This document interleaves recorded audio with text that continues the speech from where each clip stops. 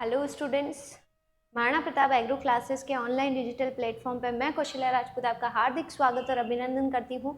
तो जैसा कि आप जानते हैं कि हम इनऑर्गेनिक केमिस्ट्री का सीरीज चला रहे थे, जिसके अंतर्गत हमने परमाणु की संरचना का टॉपिक कंप्लीट किया था और आज हम एक न्यू टॉपिक स्टार्ट कर रहे हैं, केमिकल बॉन्डिंग, रासायनिक आबंधन, कि कैसे अणु बनते हैं, उनकी ज्यामिति कैसी होती है, इसमें संकरण आएगा, बंध लंबाई, बंध कोण वगैरह वगैरह, बहुत सारे छोटे छोटे टॉपिक्स हैं जिसको हम बहुत ही शुरुआत तरीके से हम कवर करेंगे अच्छे से।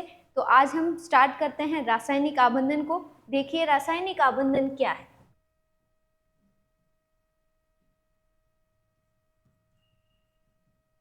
रासायनिक आबंधन, रासायनिक आबंधन, देखिए आबंधन का मतलब क्या होता है। आबंध का मतलब होता है बंध, और बंध का मतलब होता है बंधन, और बंधन का मतलब होता है जब दो लोग एक दूसरे से जुड़े हों। तो किसी न किसी आकर्षण के फलस्वरूप जब ये दो लोग एक दूसरे से जुड़ते हैं तो उसे हम क्या कहते हैं, बंधन। उसी तरीके से अणु और परमाणु भी आपस में जुड़कर यौगिकों का निर्माण करते हैं, और इसी निर्माण की प्रक्रिया के अंतर्गत बंध का निर्माण होता है, और उन्हीं बंधों को हम क्या कहते हैं, रासायनिक बंध कहते हैं। और रासायनिक बंधों की सीरीज में हम पढ़ने जा रहे हैं सबसे पहले कि बंध बनते क्यों हैं। सबसे पहला क्वेश्चन आता है कि बंध बनते क्यों हैं। बंध बनते क्यों हैं, तो उसके पीछे का आपका आंसर होता है अपना स्थायित्व प्राप्त करने के लिए। स्थायित्व प्राप्त करने के लिए। स्थायित्व कैसे प्राप्त होता है। स्थायित्व को प्राप्त करने के लिए क्या बनते हैं, बंध बनते हैं। दूसरा क्वेश्चन आता है स्थायित्व कैसे प्राप्त किया जाए। स्थायित्व कैसे प्राप्त किया जाए, स्थायित्व कैसे प्राप्त किया जाता है। तो स्थायित्व प्राप्त करने के लिए हमारा एक नियम आता है, अष्टक का नियम। किसके द्वारा दिया गया था, लुईस और कॉसेल ने दिया था, और उनके थ्योरी के अकॉर्डिंग अणु अपना स्थायित्व प्राप्त करने के लिए बंधों का निर्माण करते हैं। और स्थायित्व कब प्राप्त होता है, स्थायित्व प्राप्त होता है जब परमाणु के बाह्यतम कोश या फिर संयोजकता कोश में 8 इलेक्ट्रॉनों की प्राप्ति हो जाए तो अणु क्या होता है, स्थायित्व हो जाता है। तो देखिए स्थायित्व कैसे प्राप्त किया जाता है, तो अष्टक का विन्यास प्राप्त करते ही, अष्टक का विन्यास प्राप्त करते ही, अष्टक का विन्यास प्राप्त करते ही। अब आता है, जैसे कि हमने ये बात की कि अष्टक का विन्यास प्राप्त करने के कारण अणु का निर्माण आता है, तो हमारा टॉपिक, पहला टॉपिक इस रासायनिक आबंधन में हुआ क्या, अष्टक का नियम क्या है। अष्टक का नियम क्या है, ठीक है। अष्टक के नियम के अंतर्गत हम बात करते हैं तो सबसे पहला पॉइंट उठ के आता है कि यह नियम किसने दिया, तो लुईस व कॉसेल नामक वैज्ञानिकों द्वारा दिया गया। लुईस व कॉसेल नामक वैज्ञानिकों द्वारा दिया गया। लुईस व कॉसेल नामक वैज्ञानिकों द्वारा दिया गया, दिया गया। इस नियम के अनुसार, या ये नियम क्या कहता है, तो इस नियम के अनुसार, इस नियम के अनुसार परमाणु अपने बाह्यतम कोश में, परमाणु अपने बाह्यतम कोश में, परमाणु अपने बाह्यतम कोश में अष्टक का विन्यास या 8 इलेक्ट्रॉन का विन्यास प्राप्त कर लेते हैं, विन्यास प्राप्त कर लेते हैं।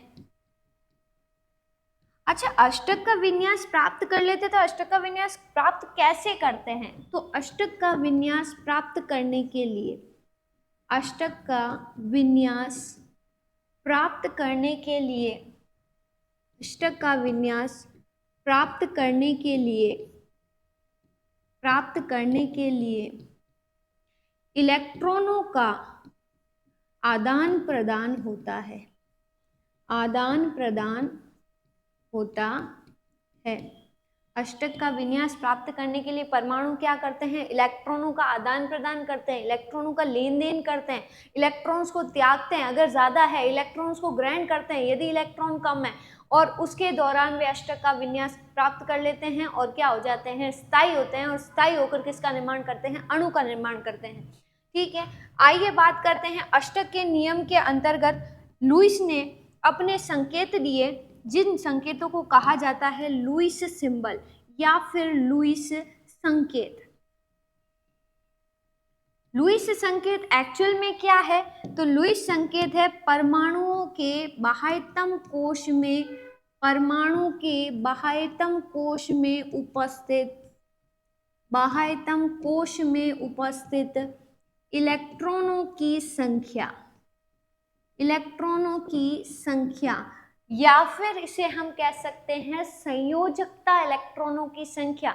संयोजकता इलेक्ट्रॉनों की संख्या हम इसे क्यों कहते हैं? क्योंकि जो बाह्यतम कक्षा के इलेक्ट्रॉन होते हैं यही इलेक्ट्रॉन्स बंध बनाने में भाग लेते हैं, और इन्हीं इलेक्ट्रॉन्स को हम क्या कहते हैं? संयोजकता इलेक्ट्रॉन्स भी कहते हैं। तो आप इसे ऑब्लिक करके कह सकते हैं संयोजकता इलेक्ट्रॉनों की संख्या। अच्छा, ये बात तो ठीक है कि संयोजकता इलेक्ट्रॉनों की संख्या है, इसे हम लुईस संकेत कहते हैं। अब बात आती है कि हमें कैसे पता चलेगा कि किसकी संयोजकता कितनी है, या कौन सा परमाणु कितने बंध बना सकता है, या कौन सा तत्व इलेक्ट्रॉन देगा, या कौन सा तत्व इलेक्ट्रॉन को ग्रहण करेगा, ये हमें पता चलता है संयोजकता से। अच्छा, संयोजकता निकालने का क्या तरीका है? तो संयोजकता निकालने का तरीका होता है, वो होता है वर्ग। क्या होता है? वर्ग। यदि आप आवर्त सारणी देखते हो तो वर्ग नंबर 1, जैसे कि आपके आते हैं हाइड्रोजन, लिथियम, सोडियम, पोटेशियम, इन सभी के बाह्यतम कक्षा में इलेक्ट्रॉन कितना होता है? इन सभी के बाह्यतम कक्षा में होता है 1 इलेक्ट्रॉन। मीन्स ये कितना बंध फॉर्म कर सकते हैं?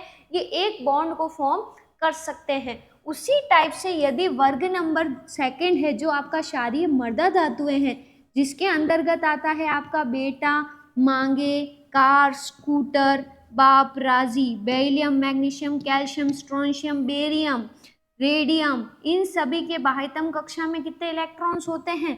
2 इलेक्ट्रॉन्स होते हैं। इसका मतलब ये बंध कितने बना सकते हैं? ये 2 बंध बना सकते हैं। नेक्स्ट यदि हम चले किस पे? वर्ग नंबर 13 पे, जो आपकी बोरोन फैमिली है, बोरोन परिवार, जैसे बैंगन, आलू, गाजर, इन थैला, या फिर आप कहना चाहे तो boron, aluminium, gallium, indium, thallium, इन सभी के बाह्यतम कक्षा में कितने इलेक्ट्रॉन्स होते हैं? 3 इलेक्ट्रॉन्स होते हैं। सिमिलरली जब आप आगे बढ़ोगे वर्ग नंबर 14 के अंतर्गत, जिसमें आता है कौन? कहे सीता जी सुनो प्रभु, मैं ट्रिक भी बता रही हूँ। कार्बन, सिलिकॉन, जर्मेनियम, टिन और लेड, इन सभी के बाह्यतम कक्षा में मैक्सिमम नंबर ऑफ इलेक्ट्रॉन कितने होते हैं जो बंध बनाने में भाग लेते हैं? 4 इलेक्ट्रॉन्स होते हैं। उसी टाइप से जब आप वर्ग नंबर 15 में जाओगे नाइट्रोजन फैमिली में, तो इसमें आता है नेपाल, पाकिस्तान, ऑस्ट्रेलिया, सब भिखारी। ठीक है, मुझे कहीं डांट मत पड़वा देना। नाइट्रोजन, फास्फोरस, आर्सेनिक, एंटीमनी और बिस्मिथ, इन सभी के बाह्यतम कक्षा में कितने इलेक्ट्रॉन्स होते हैं? 5 इलेक्ट्रॉन्स होते हैं। इसका मतलब ये कितने बंध बना सकते हैं? ये 5 बंध बना सकते हैं। सिमिलरली अगर आप चले आगे, अगर आप और आगे जाते हैं तो वर्ग नंबर आपका कौन सा आता है? 16। वर्ग नंबर 16 में आती है कौन? ऑक्सीजन, सिलिकॉन, सेलेनियम, टेलुरियम और पोलोनियम, इन सभी की बाह्यतम कक्षा में नंबर ऑफ इलेक्ट्रॉन कितने होते हैं? 6 इलेक्ट्रॉन्स होते हैं। ठीक है, और आगे जाओगे आप, और आगे जाओगे तो कौन सा आता है? वर्ग नंबर आपका आता है 17। वर्ग नंबर 17 में कौन आता है? फ्लोरीन, क्लोरीन, ब्रोमीन, आयोडीन और एस्टेटाइन, हैलोजन एलिमेंट्स या हैलोजन तत्व कहलाते हैं। बाह्यतम कक्षा में नंबर ऑफ इलेक्ट्रॉन कितने होते हैं? 7 इलेक्ट्रॉन होते हैं। संयोजकता कितनी होती है? 7 होती है। ठीक है, और फिर मैं अभी आपको शॉर्ट में भी बताऊंगी। वर्ग नंबर आपका लास्ट 18, ये नोबल गैसेस का समूह है, helium, neon, argon, krypton, xenon और रेडॉन। इन सभी के बाह्यतम कक्षा में कितने इलेक्ट्रॉन होते हैं? 8। किसका अपवाद है? हीलियम का। हीलियम की बाह्यतम कक्षा में इलेक्ट्रॉन कितने होते हैं? 2 होते हैं। हीलियम की संयोजकता कितनी होती है? 2 होती है। और अभी हमने अष्टक का नियम देखा जिसमें हमने ये बात की कि परमाणु अपने बाह्यतम कक्षा या संयोजकता कोश में 8 इलेक्ट्रॉन रखकर अपना स्थायित्व प्राप्त कर लेता है। तो बात जब हाइड्रोजन की आती है तो हाइड्रोजन केवल 2 इलेक्ट्रॉन्स पे मीन्स हीलियम के विन्यास पर ही क्या हो जाता है? स्थायी हो जाता है। उसको 8 इलेक्ट्रॉन प्राप्त करने की आवश्यकता बिल्कुल भी नहीं है। ठीक है, अब हम बात करते हैं, थोड़ा सा शॉर्टकट में चलते हैं। शॉर्टकट कैसे पता लगाएं? तो आपको बस इतना याद रखना है, जैसे देखिए ये वर्ग नंबर 1 है तो इलेक्ट्रॉन 1, वर्ग नंबर 2 है इलेक्ट्रॉन 2, वर्ग नंबर 13 के पीछे कितना है? 3 है तो इनकी संयोजकता इलेक्ट्रॉन की संख्या कितनी हुई? 3। वर्ग नंबर 14 के पीछे कितना है? 4, इलेक्ट्रॉन कितने हुए? 4 इलेक्ट्रॉन। वर्ग नंबर 15 के पीछे क्या है? 5, इलेक्ट्रॉन कितने हुए? 5। वर्ग नंबर 16 और 16 पे जाओगे तो इलेक्ट्रॉन कितने होंगे? 16 के पीछे कितना है? 6। नंबर ऑफ इलेक्ट्रॉन क्या होंगे? 6 होंगे। वर्ग नंबर 17 पे जाओ तो 17 के पीछे क्या है? 7। नंबर ऑफ इलेक्ट्रॉन बाह्यतम कक्षा में कितने होंगे? 7 होंगे। और 18वां वर्ग है तो बाह्यतम कक्षा में इलेक्ट्रॉन कितने होंगे? 8 होंगे। और अगर हम बात करें इस 18वें वर्ग की तो इसे हम अक्रिय गैस समूह कहते हैं। और अष्टक के नियम के अनुसार जहाँ पे वर्ग किसी भी तत्व का परमाणु बाह्यतम कक्षा के इलेक्ट्रॉन यदि 8 हो जाते हैं तो परमाणु स्थायी हो जाता है। इसीलिए इन गैसेस को क्या कहा जाता है? नोबल गैसेस, अक्रिय गैस से कहा जाता है। रीजन ये है कि इनके ऑलरेडी बाह्यतम कक्षा में कितने इलेक्ट्रॉन्स हैं? 8 इलेक्ट्रॉन्स हैं। और अगर 8 इलेक्ट्रॉन्स हैं तो बताओ ये किसी से आगे जाके रिएक्शन करेगा? नहीं करता, अभिक्रिया नहीं करता। लेकिन फिर भी आगे जाके आप इसके अंदर अपवाद पढ़ोगे कि जैसे आपकी जिनोन गैस है XeF2, XeOF2, इस तरीके के कुछ यौगिकों का निर्माण फिर भी करती है। हालांकि इनके बाह्यतम कक्षा में इलेक्ट्रॉन्स कितने हैं? 8 इलेक्ट्रॉन्स है। और ये एक चीज है जो अष्टक के नियम की कमी के अंतर्गत भी आती है। ठीक है, ये हो गया हमारे पास में लुईस सिंबल। अब देखो लुईस सिंबल बताना है। मान लीजिए मैं बोलूं कि मेरे पास में है CCl4। क्या है? CCl4 है। और CCl4 है तो बताओ इसमें केंद्रीय परमाणु कौन हुआ? कार्बन। अधातु जो होती है केंद्रीय परमाणु। ठीक है, अब केंद्रीय परमाणु कार्बन है। कार्बन पे मैं कितने इलेक्ट्रॉन्स बनाऊंगी बाह्यतम कक्षा में? तो मैं बनाऊंगी 4 इलेक्ट्रॉन्स। कितने इलेक्ट्रॉन्स बनाऊंगी? 4। रीजन, कार्बन जो होता है वो वर्ग नंबर 14 में आता है। 14 के पीछे 4 है तो संयोजकता इलेक्ट्रॉन कितने हुए? 4 हुए। ठीक है, तो आपके पास कार्बन की संयोजक इलेक्ट्रॉन्स कितने हुए? 4 इलेक्ट्रॉन्स हुए। मतलब कार्बन 4 लोगों के साथ बंध बना सकता है। इसी को आप क्या कहते हैं? Lewis symbol. ठीक है, अभी जैसे और मान लेते हैं, जैसे मैं अभी कहूँ, मान लीजिए कि आपको मैं बोल रही हूँ कि हमें बताइए सोडियम पे कितने इलेक्ट्रॉन्स बनेंगे? इस पे 1 बनेगा। अगर मैं कहूँ सिलिकॉन पे कितने बनेंगे? सिलिकॉन पे 4 इलेक्ट्रॉन्स बनेंगे। अगर मैं कहूँ बोरोन पे कितने डॉट बनेंगे या कितने इलेक्ट्रॉन्स होंगे? 3 इलेक्ट्रॉन्स होंगे। एल्यूमिनियम पे कितने इलेक्ट्रॉन्स होंगे? एल्यूमिनियम पे 3 इलेक्ट्रॉन्स होंगे। इसी को कहा जाता है लुईस निरूपण, लुईस संकेत, जिसके अंतर्गत तत्वों पे क्या शो होता है? संयोजक इलेक्ट्रॉन को शो किया जाता है। ठीक है, अब हम बात करते हैं कि जैसे किस तरह अणु का निर्माण होता है। तो नेक्स्ट हम पढ़ते हैं अणु का निर्माण। इलेक्ट्रॉनों के लेन देन द्वारा हम कुछ यौगिकों का निर्माण देखेंगे और उसके बाद हम बात करेंगे, आज हमारा फेवरेट टॉपिक है VSEPR सिद्धांत, जिसे हम कहते हैं संयोजकता कोश इलेक्ट्रॉन युग्म प्रतिकर्षण सिद्धांत। अणु की ज्यामिति बताता है और आज हम अणु निकालना सीखेंगे कैसे बनते हैं, और बाद में हम निकालना सीखेंगे कि अणु की ज्यामिति किस टाइप की होती है। ठीक है, तो आज हम बात करते हैं अणु का निर्माण। सबसे पहले जैसे हम बनाते हैं H2O, और बना लेते हैं अपन CO2, और बनाते हैं अपन H2, और बनाते हैं अपन अमोनिया NH3। देखिए किस टाइप से बनते हैं। सबसे पहले H2O में अधातु कौन है? आपकी ऑक्सीजन है और देखिए मैंने बनाया केंद्रीय परमाणु ऑक्सीजन। ऑक्सीजन के बाह्यतम कक्षा में इलेक्ट्रॉन कितने होते बेटा? 6 इलेक्ट्रॉन्स होते हैं, अभी बात की थी कितने होते हैं 6। और इससे कितने हाइड्रोजन जुड़े हैं, इससे हाइड्रोजन जुड़े हैं 2। और मैंने अभी बताया हाइड्रोजन कौन से वर्ग में आता है, वर्ग नंबर 1। संयोजक इलेक्ट्रॉन की संख्या कितनी है 1। हाइड्रोजन अभी बताया कितने इलेक्ट्रॉन पे स्थायी होता है 2 पे। तो हाइड्रोजन अपना स्थायित्व प्राप्त करने के लिए एक इलेक्ट्रॉन किसका साझा करता है, ऑक्सीजन का साझा करेगा और अपना विन्यास पूर्ण करेगा। उसी प्रकार ऑक्सीजन भी हाइड्रोजन का एक एक इलेक्ट्रॉन को अपने साझे द्वारा अपने में काउंट करेंगे। तो बताइए ऑक्सीजन के पास इलेक्ट्रॉन कितने थे 6। 2 इलेक्ट्रॉन किसके काउंट किए, हाइड्रोजन के। कितने इलेक्ट्रॉन्स हुए 8 इलेक्ट्रॉन। 8 इलेक्ट्रॉन पे क्या हो जाएगा, स्थायित्व को प्राप्त करेगा। अब मुझे बताइए कितने इलेक्ट्रॉन जो हैं वो बीच में क्या हैं, साझित में हैं। तो 2 इलेक्ट्रॉन्स, एक ऑक्सीजन और एक हाइड्रोजन, बीच में साझेदारी इलेक्ट्रॉन कितने हैं 2। जैसे हाइड्रोजन ने ऑक्सीजन का साझा किया और ऑक्सीजन ने हाइड्रोजन का साझा किया। अगर साझित इलेक्ट्रॉनों की संख्या 2 है तो बंध कितना बनेगा, बंध बनेगा एकल बंध। ठीक है, एक बंध को बनने के लिए कितने इलेक्ट्रॉनों की आवश्यकता होती है, 2 इलेक्ट्रॉनों की आवश्यकता होती है। तो इस प्रकार हमारा बना क्या, OH। क्या कहेंगे आप इसे, H2O। H2O किसका है, पानी, जल, आप इसे ये कह सकते हैं। इस प्रकार किसका निर्माण हुआ, H2O का। उसी टाइप से अब हम आगे बढ़ते हैं और हम बात करते हैं द्विबंधों की। द्विबंध में हमारे पास आया CO2, केंद्रीय परमाणु कार्बन, इलेक्ट्रॉन कितने होते हैं 4। नियरेस्ट साइडल एटम कौन से हैं, ऑक्सीजन। एक ऑक्सीजन के पास नंबर ऑफ इलेक्ट्रॉन कितने होते हैं 6। बताइए इस ऑक्सीजन को 8 इलेक्ट्रॉन के लिए कितने इलेक्ट्रॉनों की आवश्यकता है 2। तो किसका काउंट करेगा, कार्बन का। सिमिलरली दूसरा ऑक्सीजन 8 इलेक्ट्रॉन को बनाने के लिए कार्बन का 2 इलेक्ट्रॉन को साझा करेगा।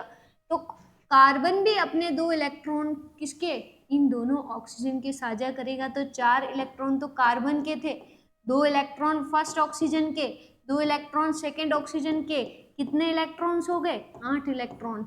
8 इलेक्ट्रॉन पे क्या हो गया, स्थायित्व को प्राप्त किया। और मुझे बताइए यहाँ पर साझेदारी में इलेक्ट्रॉन कितने हैं, 4 इलेक्ट्रॉन। 4 इलेक्ट्रॉन तो बंध कितने बनेंगे 2। तो CO2 परमाणु में एक कार्बन और दूसरे ऑक्सीजन के बंध, बीच में बंध कितने बनते हैं, डबल डबल बॉन्ड बनते हैं। और हम आगे बात करते हैं, जैसे हमने लिया था H2O। H2 कैसे बनता है, देखिए H2 hydrogen gas, hydrogen hydrogen. Hydrogen के पास इलेक्ट्रॉन कितना होता है 1। इसको 2 इलेक्ट्रॉन पे स्थायित्व प्राप्त करना है, नियरेस्ट एटम से लेगा। इसको भी 2 इलेक्ट्रॉन चाहिए तो नियरेस्ट एटम से लेगा। साझेदारी में इलेक्ट्रॉन कितने 2, तो बंध कितना बनेगा बेटा, एक बंध बनेगा। इस प्रकार से H2 का निर्माण होता है। और देखिए अब हम चलते हैं कुछ ऐसे यौगिकों पे जिनके ऊपर बेटा बचता है लोन पेयर। अभी हम बात भी करेंगे कि लोन पेयर क्या है, बोन पेयर क्या है, या फिर आप इसे कहते हैं एकाकी इलेक्ट्रॉन युग्म या आबंधी इलेक्ट्रॉन युग्म। तो वो क्या होता है, अब हम बात करते हैं। देखिए इसमें केंद्रीय परमाणु नाइट्रोजन है, वर्ग नंबर 15 में पाई जाती है, इसलिए इसके पास नंबर ऑफ इलेक्ट्रॉन कितने होते हैं 5। कितने हैं, 5 इलेक्ट्रॉन्स है। और 5 इलेक्ट्रॉन से लेकिन जुड़ने वाले हाइड्रोजन परमाणु कितने हैं, 3 हैं। हर एक हाइड्रोजन पे कितना इलेक्ट्रॉन होता है, 1 इलेक्ट्रॉन होता है। हाइड्रोजन को अपना इलेक्ट्रॉन विन्यास प्राप्त करने के लिए किससे, नाइट्रोजन से क्या लेना पड़ता है, 1 इलेक्ट्रॉन लेना पड़ता है। 2 इलेक्ट्रॉन पे हाइड्रोजन ने अपना विन्यास प्राप्त कर लिया, तो नाइट्रोजन भी हाइड्रोजन का 1 इलेक्ट्रॉन काउंट करेगी। और बताओ कितने इलेक्ट्रॉन हुए, 5 तो खुद नाइट्रोजन के थे और 3 हाइड्रोजन के थे। कितने इलेक्ट्रॉन हो गए, 8 इलेक्ट्रॉन। 8 इलेक्ट्रॉन पे नाइट्रोजन क्या हुआ, स्थायित्व को प्राप्त कर गया। अब हम एक नई चीज पढ़ने जा रहे हैं कि ये तो मेरी हो गई NH3 अमोनिया। और अमोनिया की आकृति हमने कुछ इस तरीके से बना ली और इसके ऊपर 2 इलेक्ट्रॉन्स ऐसे हैं जिन्होंने, ध्यान से सुनिएगा, 2 इलेक्ट्रॉन ऐसे हैं जिन्होंने बंध नहीं बनाया। देखिए इस इलेक्ट्रॉन ने इसके साथ बंध बनाया, इसने भी हाइड्रोजन के साथ बनाया, इसने भी हाइड्रोजन के साथ बंध बनाया। लेकिन 2 इलेक्ट्रॉन जिन्होंने कोई बंध नहीं बनाया, इन 2 इलेक्ट्रॉन्स को एक पूरे पेयर में रखते हैं या जोड़े में रखते हैं और इसको आप कहते हैं एकाकी इलेक्ट्रॉन युग्म। क्या कहते हो? एकाकी इलेक्ट्रॉन युग्म। एकाकी इलेक्ट्रॉन युग्म ना कहें और कुछ हम और कहना चाहें तो भी कह सकते हो, उसको कहते हैं हम अनआबंदी इलेक्ट्रॉन युग्म। मतलब इलेक्ट्रॉन युग्म का मतलब जोड़ा, इलेक्ट्रॉनों का ऐसा जोड़ा जिसने बंद नहीं बनाया, उसे क्या कहा जाता है? एकाकी इलेक्ट्रॉन युग्म या फिर अनआबंदी इलेक्ट्रॉन युग्म कहा जाता है। वहीं दूसरी ओर ये बंद बनाने के लिए इलेक्ट्रॉनों ने पार्टिसिपेट किया, तो ये बंद बनाने वाले जो इलेक्ट्रॉन्स हैं इन्हें हम क्या कहते हैं? इन्हें हम कहते हैं आबंदी इलेक्ट्रॉन युग्म। क्या कहते हैं? आबंदी इलेक्ट्रॉन युग्म। लेकिन इंग्लिश में हम इसको क्या कहते हैं? इसको हम कहते हैं बेटा बोन पेयर। क्या कहते हैं? Bone pair. और इसे हम क्या कहते हैं? इसे हम कहते हैं लोन पेयर। ठीक है, तो बोन पेयर और लोन पेयर मैंने आपको सिखाया, बोन पेयर कैसे बनता है, लोन पेयर कैसे बनता है। अब हम एक दो एग्जाम्पल्स और लेते हैं और उसके अंदर आप मुझे कमेंट में करके बताइएगा कि SO2 के अंदर number of bone pair, number of lone pair कितने हैं।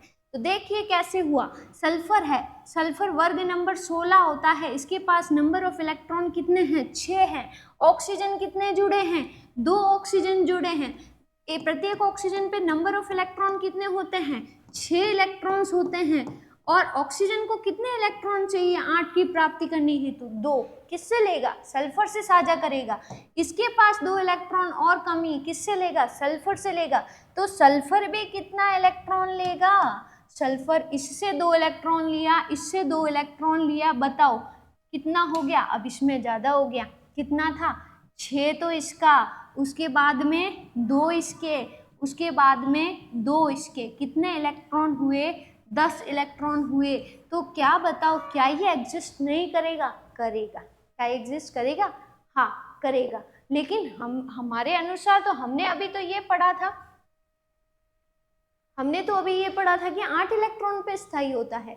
अभी हम जाके आगे पढ़ेंगे अष्टक नियम के अपवाद, जिसके अंतर्गत क्या होता है कि जैसे जैसे हम आवर्त में नीचे जाते हैं तो वहां पर डी कक्षक, जो रिक्त डी कक्षक होते हैं, वो भी बंध बनाने में पार्टिसिपेट करते हैं। और जब वो पार्टिसिपेट करते हैं तो इलेक्ट्रॉन्स 8 से क्या हो जाते हैं? ज़्यादा। उसे हम पढ़ेंगे प्रसारित अष्टक। प्रसारित अष्टक का सिद्धांत पढ़ेंगे, उसके अनुसार ये क्या है? स्थायी होगा।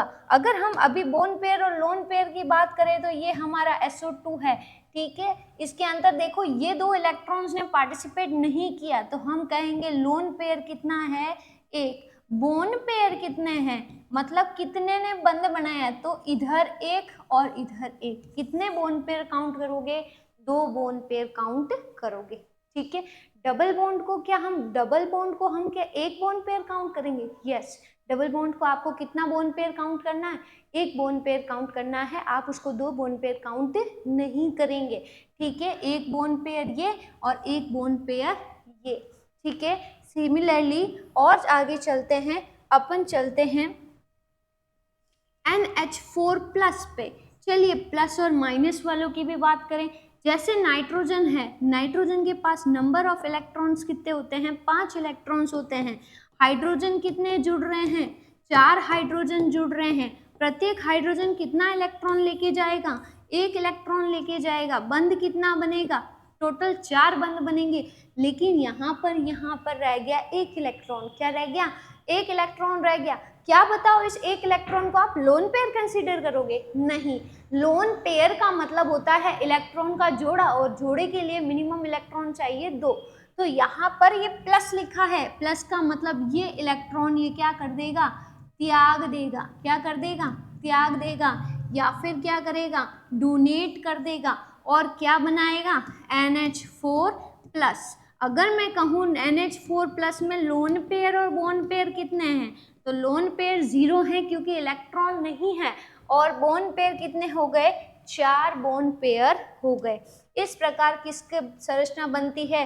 अमोनियम की संरचना बनती है। इसको अमोनियम कहते हैं। NH3 अमोनिया था। ठीक है, आगे चले और बात करते हैं। हम बात करते हैं, नेक्स्ट ले लेते हैं हम XeF2। और इसके अंतर्गत हम बात करते हैं बोन पेयर और लोन पेयर की। देखिए जीनोन जो है वर्ग नंबर 18 में आता है। इसका मतलब इसके पास नंबर ऑफ इलेक्ट्रॉन कितने हैं, 8 इलेक्ट्रॉन है। इस पे कितने फ्लोरीन जुड़े हुए हैं, 2 फ्लोरीन जुड़े हुए हैं। फ्लोरीन कौन से वर्ग में आता है, 17वें वर्ग में आता है। नंबर ऑफ इलेक्ट्रॉन फ्लोरीन के पास कितने होंगे, एक फ्लोरीन के पास नंबर ऑफ इलेक्ट्रॉन कितने होंगे, 7 इलेक्ट्रॉन होंगे।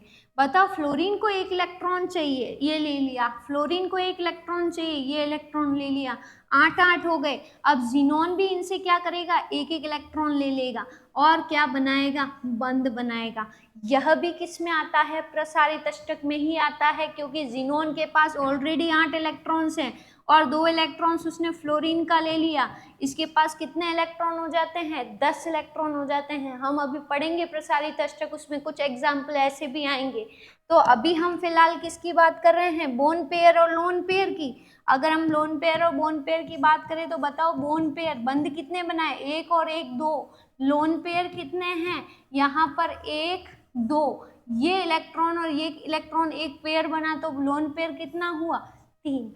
इस प्रकार से जब अणु बनते हैं तो जरूरी नहीं है कि सारे इलेक्ट्रॉन बंध बनाए, कुछ इलेक्ट्रॉन लोन पेयर के फॉर्म में भी एग्जिस्ट कर जाते हैं और कुछ इलेक्ट्रॉन जो होते हैं वो बंध बना लेते हैं। और कभी कभी ये कंडीशन भी आएगी कि जब यहाँ पे क्या हो, अष्टक का प्रसार हो जाए, 8 इलेक्ट्रॉन से अधिक इलेक्ट्रॉन भी केंद्रीय परमाणु पर उपस्थित हो सकते हैं। तो ऐसा कब आपको पता चलेगा, practice makes man perfect, practice तो आपको करनी ही पड़ेगी। ठीक है, तो ये हमारा बात हुआ कि अणु क्यों बनते हैं। अच्छा, अष्टक पढ़ लिया, अब हम पढ़ते हैं अष्टक का अपवाद। अष्टक का अपवाद क्या है, जैसे अभी आपके सामने कुछ आया, जैसे इसमें 10 इलेक्ट्रॉन हो गए तो आप एकदम ये सोचने लगे कि हमारे तो अष्टक का नियम है 8 इलेक्ट्रॉन होने चाहिए, 10 हो गया तो वो स्थायी नहीं होगा। कभी कभार ऐसा भी होता है कि वहाँ पर 8 से अधिक इलेक्ट्रॉन होने पर भी केंद्रीय परमाणु क्या होता है, स्थायी हो जाता है।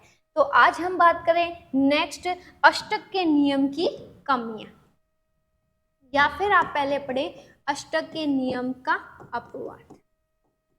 अष्टक के नियम के अपवाद, जिसमें सर्वप्रथम हम बात करते हैं, जिसके अंतर्गत सर्वप्रथम आता है, क्या आता है, केंद्रीय परमाणु का अपूर्ण अष्टक। केंद्रीय परमाणु का अपूर्ण अष्टक, केंद्रीय परमाणु का अपूर्ण अष्टक। इसमें क्या होता है, तो इसमें केंद्रीय परमाणु वे केंद्रीय परमाणु के तत्व जिनके ऊपर संयोजकता 4 या 4 से कम होती है, उनके अंतर्गत ये अपवाद पाए जाते हैं। जिनके इसके अंतर्गत वे यौगिक आते हैं जिनके केंद्रीय परमाणु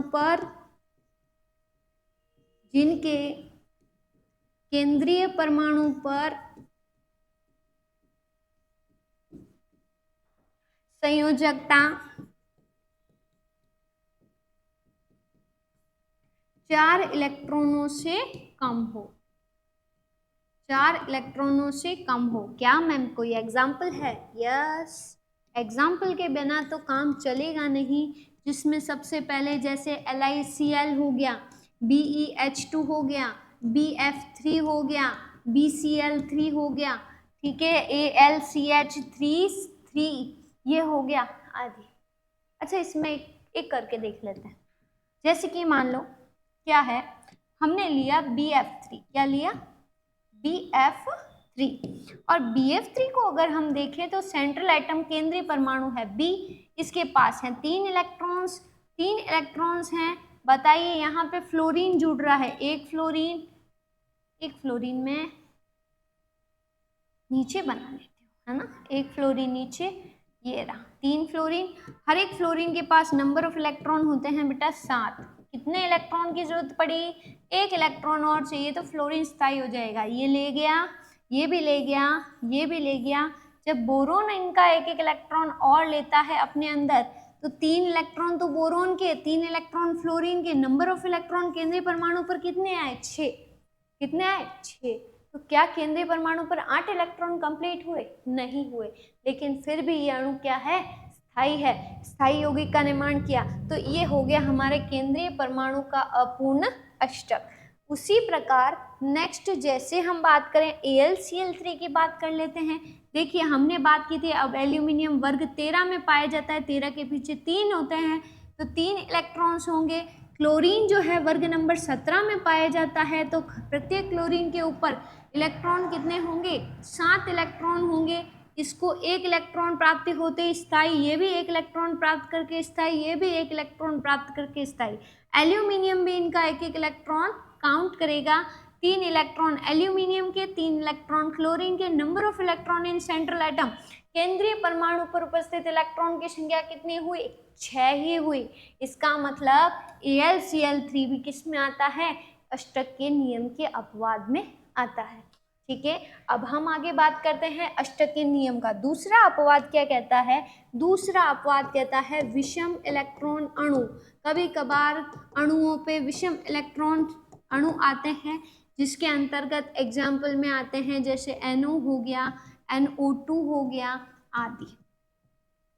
और बात करें जो हम तीसरा बात कर रहे थे प्रसारित अष्टक के लिए, प्रसारित अष्टक, इसके अंतर्गत क्या होते हैं, तो अणु जिनमें केंद्रीय परमाणुओं पर, अणु जिनमें केंद्रीय परमाणु पर, केंद्रीय परमाणु पर 8 इलेक्ट्रॉन से, केंद्रीय परमाणु पर डी, रिक्त डी कक्षक पाए जाते हैं, उनमें अष्टक का प्रसार हो जाता है, उनमें अष्टक का प्रसार हो जाता है। तो ये किस में आते हैं, प्रसारित अष्टक में आते हैं रिक्त डी कक्षक पाए जाने के कारण। क्या इसके एग्जाम्पल्स हैं, काफी एग्जाम्पल्स हैं। सबसे पहले हम लेते हैं SF6। SF6 देखिए ये सल्फर है, सल्फर के पास नंबर ऑफ इलेक्ट्रॉन कितने होते हैं, 6 इलेक्ट्रॉन होते हैं। साइड में फ्लोरीन कितने जुड़ रहे हैं, 6 फ्लोरीन जुड़ रहे हैं। हर एक फ्लोरीन पर उपस्थित इलेक्ट्रॉन की संख्या कितनी है, 7 है।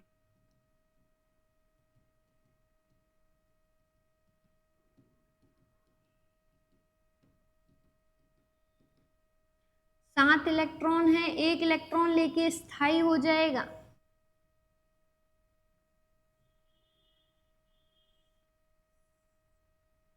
एक इलेक्ट्रॉन लेके प्रत्येक फ्लोरीन परमाणु क्या हो जाएगा, स्थायी हो जाएगा, क्योंकि फ्लोरीन परमाणु को इलेक्ट्रॉन कितने चाहिए, 8 इलेक्ट्रॉन चाहिए। तो 1-1 सल्फर से ले लिया, सल्फर भी इनसे 1-1 इलेक्ट्रॉन लेगा, और जब सल्फर इनसे 1-1 इलेक्ट्रॉन लेगा तो 6 इलेक्ट्रॉन सल्फर के, 6 इलेक्ट्रॉन फ्लोरीन के। इलेक्ट्रॉन कितने हुए बेटा, 12 इलेक्ट्रॉन हो गए SF6 के अंदर।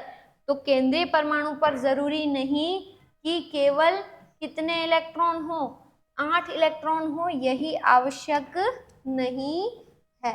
सिमिलरली हम एक और एग्जाम्पल देखते हैं PCl5 का, PCl5 फास्फोरस पेंटाक्लोराइड। इसके अंतर्गत हम बात करें, ये रहा फास्फोरस, कितने इलेक्ट्रॉन होंगे, 5 इलेक्ट्रॉन होंगे। क्लोरीन कितने जुड़े हैं, 3 क्लोरीन जुड़े हैं। कितना इलेक्ट्रॉन लेके जाएंगे, 1-1 इलेक्ट्रॉन लेके जाएंगे, क्योंकि 7 इनके पास होते हैं। और फास्फोरस भी क्लोरीन का कितना इलेक्ट्रॉन लेके जाएगा, 1-1 इलेक्ट्रॉन लेके जाएगा। तो कितने, 5 फास्फोरस के, 5 क्लोरीन के। Number of electron in central atom कितने हो गए, 10 इलेक्ट्रॉन हो गए। तो इस तरीके से अष्टकीय प्रसार के अंतर्गत कभी कभी ऐसे यौगिक भी आ जाते हैं जिनके अंतर्गत केंद्रीय परमाणु पर 8 इलेक्ट्रॉन से भी अधिक इलेक्ट्रॉन पाए जाते हैं, जो प्रसारित अष्टक की कैटेगरी में आते हैं। तो आज हमने बात की केमिकल बॉन्डिंग के अंदर बंध क्यों बनते हैं, बंध बनने के पीछे का कारण क्या है, अष्टक का नियम क्या है, अष्टक के नियम का अपवाद क्या है। अब थोड़ी देर में हम स्टार्ट करेंगे कि नेक्स्ट क्लास में कि PCl5 जैसे मैंने अभी बना लिया तो मैं मेरी मर्जी से बना रही हूँ, ये Cl, ये Cl, ये Cl, ये Cl, ये Cl, PCl5 बन गया। क्या इसकी आकृति मैंने सही बनाई? नहीं। आकृति के लिए आपकी एक थ्योरी आएगी और उस थ्योरी को हम कहते हैं VSEPR सिद्धांत, संयोजकता कोश इलेक्ट्रॉन युग्म प्रतिकर्षण सिद्धांत, जो बात करता है कि अणु की ज्यामिति कैसी होगी।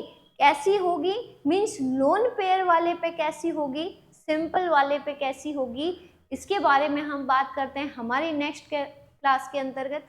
तो बने रहिए हमारे YouTube चैनल पे और लगातार अब केमिस्ट्री की वीडियो आती रहेगी, तो बने रहिए, अपने दोस्तों को शेयर कीजिए ताकि वो भी इनका लाभ उठा पाए।